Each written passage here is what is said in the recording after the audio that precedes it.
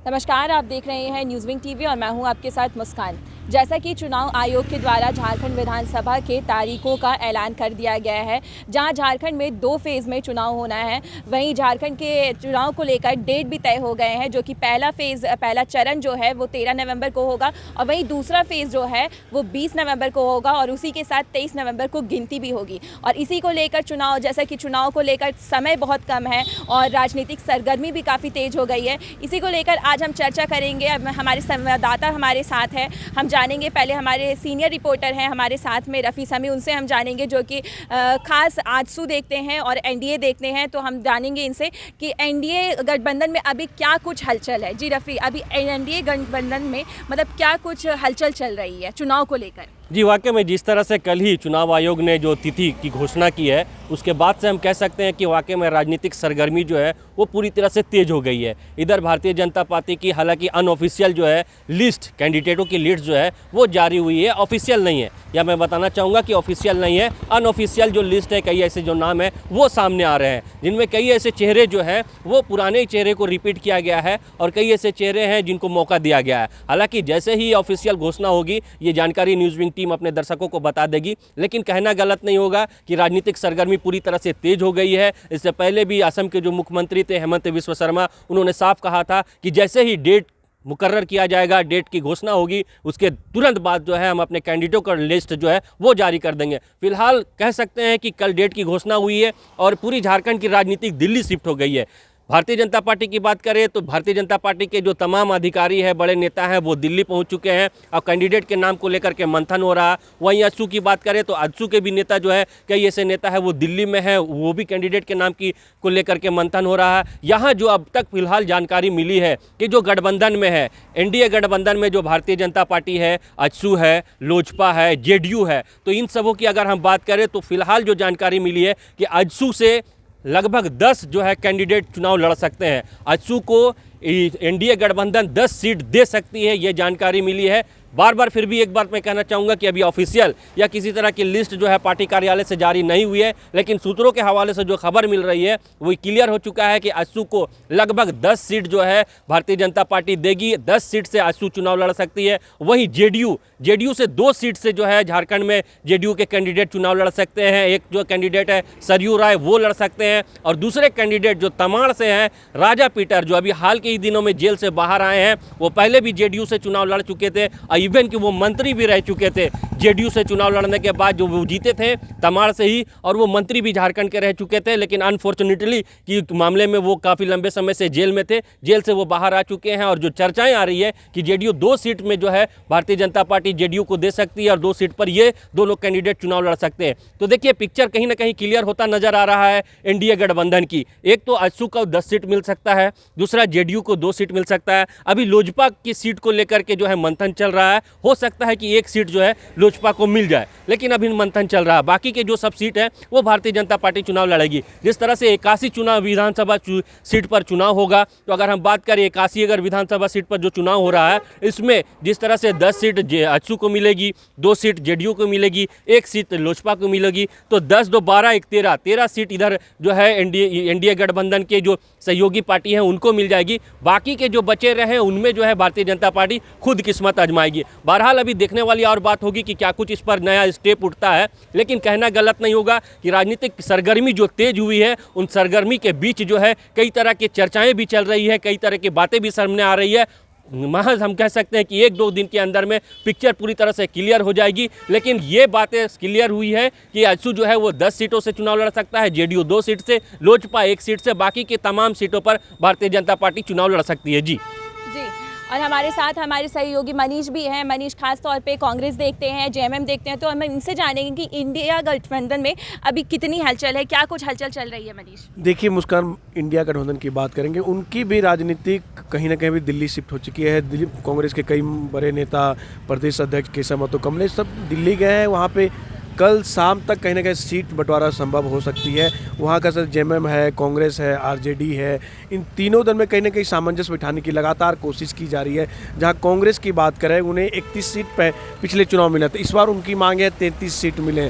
और जेएमएम इस पर बार्गेनिंग कर रही है, जेएमएम के साथ उन्हें करना पड़ेगा। आखिर कैसे उन्हें दिया जाए? आरजेडी को महज 3 से 4 सीटें की बात आ रही है, लेकिन सभी की फैसला कैसे दिल्ली में ही होने वाली है, क्योंकि आज कहा जा रहा है कि दिल्ली में कांग्रेस के नेता तो हैं ही, मुख्यमंत्री हेमंत सोरेन भी जा सकते हैं, सोनिया गांधी से, राहुल गांधी से उनकी बातचीत होगी, किसी वेणुगोपाल से बात होगी। आखिर कैसे सामंजस्य बिठा के चुनाव लड़ा जाए? कांग्रेस के कई नेता हैं, विधायक है, सबका अब एक ही कहना है कि हमको इंडिया गठबंधन के तहत चुनाव लड़ना है, कैसे सरकार बनाना है। अभी खींचातानी करने से कहीं ना कहीं कह सकते हैं दिक्कतें आ सकती है। और सबसे दूसरी बात है कि देखिए सरगर्मी की जहाँ तक बात करेंगे, हाँ, जब जैसे ही घोषणा हुई है, अभी कहीं ना कहीं कहते जो बीजेपी हो, कांग्रेस हो, आरजेडी हो, सभी जो विधायक जिन्हें टिकट नहीं मिलेगा वो कांग्रेस में जाएंगे, कांग्रेस वाले को टिकट नहीं मिलता वो बीजेपी में जाएंगे, आजसू में जाएंगे। सभी को टिकट का लेना है जो चुनाव लड़ने वाले हैं।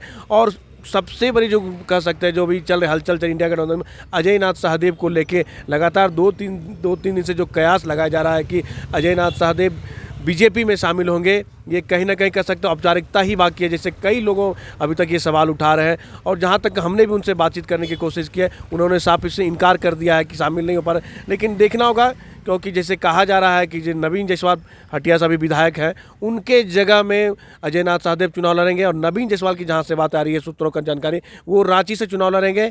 और कांके क्यों कह सकते, कांके से कमलेश राम की नाम आ रही है। और कई लोग ऐसे हैं कह सकते हैं मुस्कान की, कहीं ना कहीं इस बार जो है पाला अपना बदलेंगे। आजसू हो, चाहे कांग्रेस हो, चाहे आरजेडी हो, कई ऐसे ताक में है जिन्हें टिकट नहीं मिलेगा, वो अपना पार्टी जरूर बदलेंगे। लेकिन ये तय कन्फर्म है क्योंकि बृहस्पतिवार को शाम तक सीट बंटवारा लगभग तय हो जाएगा और शुक्रवार को कहीं ना कहीं टिकट की घोषणा भी इंडिया गठबंधन करेगी। जी, और इसी के साथ आज सबसे बड़ी खबर भी आ रही है कि अजय नाथ सहदेव जो हैं वो बीजेपी का दामन थामेंगे। इसमें कितनी सच्चाई है ये हम जानेंगे हमारे सहयोगी रफ़ी से। जे रफ़ी, जैसे कि अभी चुनाव का समय है, लोगों का पार्टी में परिवर्तन भी हो रहा है, लोग आना जाना कर रहे हैं। इसी में सबसे मेन बात जो आ रही है वो कांग्रेस विधायक जो अजय नाथ सहदेव है, उनके पार्टी परिवर्तन को बात आ रही है बाहर। तो इसमें कितनी सच्चाई है? जी, वाकई में जैसा कि हमारे सहयोगी मनीष ने बताया कि जो अभी देखिए सीट शेयरिंग को लेकर के अभी वेट एंड वॉच की स्थिति है।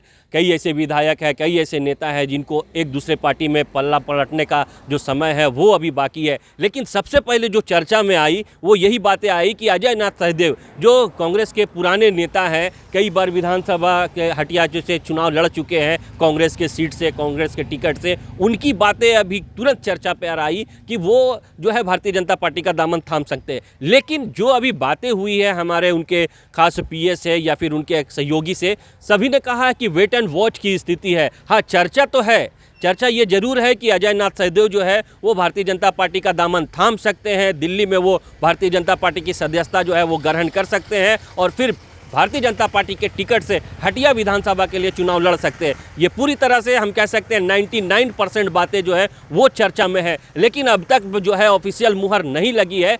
ऐसा होता है, कई ऐसे कहीं खुशी कहीं गम का माहौल दिखने को मिलता है।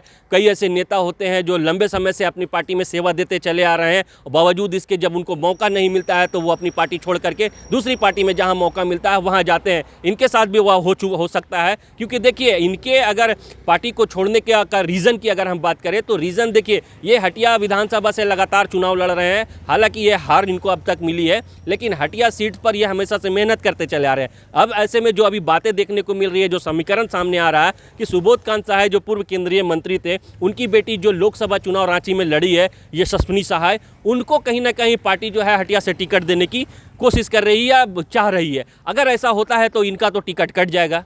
अगर इनका टिकट कटेगा और ये लंबे समय से हटिया में मेहनत कर रहे हैं तो ऐसे में ये जरूर चाहेंगे कि पार्टी बदल करके जहां टिकट श्योर हो, टिकट को लेकर के इनको एकदम फुल एंड फाइनल कर दिया जाए कि हाँ आपको टिकट मिलेगा, तो वो उस पार्टी को ज्वाइन कर सकते हैं। बहरहाल अभी ऑफिशियल नहीं हुआ है, लेकिन चर्चा जरूर है कि अजय नाथ सहदेव जो एक बड़ा चेहरा कांग्रेस का, जो लंबे समय से कांग्रेस की सेवा करते चले आए हैं, जो लंबे समय से कांग्रेस का झंडा ढोते चले आए हैं, ये चर्चा है कि वो कांग्रेस को छोड़ करके बीजेपी में शामिल हो सकते हैं। जी तो जाहिर सी बात है, जैसा कि चुनाव का समय है और परिवर्तन, लोगों का पार्टी बदलना, ये आम तौर पर होता रहता है। लेकिन इसी बीच में सबसे बड़ी खबर आज की ये है कि अजय नाथ साहदेव, जो कि कांग्रेस विधायक हैं, हटिया से लगातार चुनाव भी लड़ रहे थे और वो उनकी बात आ रही है सामने कि वो बीजेपी का दामन थामने वाले हैं। तो इसमें कितनी सच्चाई है और कब तक इस पर मुहर लगता है, ये तमाम जानकारी हम आप तक पहुँचाते रहेंगे। और मैं अपने दर्शकों को फिर एक बार बताना चाहूँगी कि विधानसभा चुनाव का जैसा कि तारीख ऐलान हो चुका है, 13 नवंबर को पहले फेज़ में चरण होना है और वहीं दूसरे फेज़ में